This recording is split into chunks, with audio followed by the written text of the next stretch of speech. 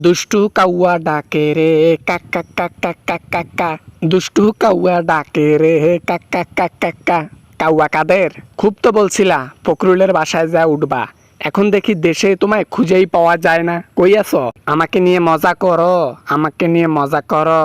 যখন পদে ছিলাম যখন ক্ষমতায় ছিলাম তখন তো কেউ এইভাবে মজা করতে পারো নাই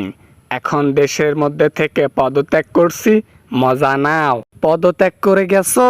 নাকি পদ হারাই গেছো নাকি জনগণ তোমাকে ধুলাই দিয়ে বাংলাদেশের বাইরে ফেলে দিছে জুতা যেরকম করে বাড়ি দেয় সেই সুযোগটা দাও নাই বাংলাদেশের মানুষকে না হলে গুস্ত তোমার খুঁজে পাওয়া যাইতো না কেমন কেমন বাংলাদেশকে ঋণের মধ্যে রেখে আসছি না এলা ঠেলাটা বুঝুক ঋণের বোঝাটা কেমন মজা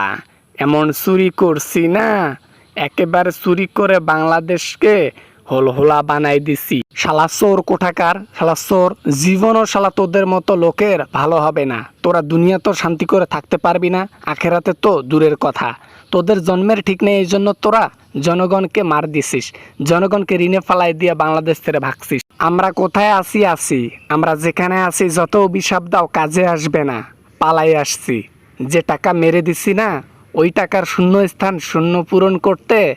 বছর 10 লেগে যাবে অতদিনে জনগণ শায়েস্তা হয়ে যাবে তোদের মতো কাউয়াকে আসলে এই বিসি দুইটা আছে না নিচের মধ্যে তোর যে বিসি দুইটা আছে ওই বিসি দুইটা কেটে কপালের মধ্যে গজাল দিয়ে ফুটো করে মেরে দেওয়া উচিত এটাই শাস্তি হওয়া উচিত আর পিছন দিয়া ঝিকওয়ালা বাঁশ ঢুকাই দিয়া একদম দাঁড় করিয়ে রাখা দরকার বাংলাদেশের মাঝখানে মানে রাজধানীতে আর কি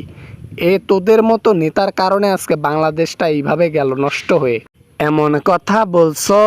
একেবারে পিছন দিয়ে আমার মনে হয় বাসটা এখনই ঢুকাই দিলা আমার বাস দেওয়া তো সহজ না আমাকে আগে ধরো কাউয়া কাদের সরি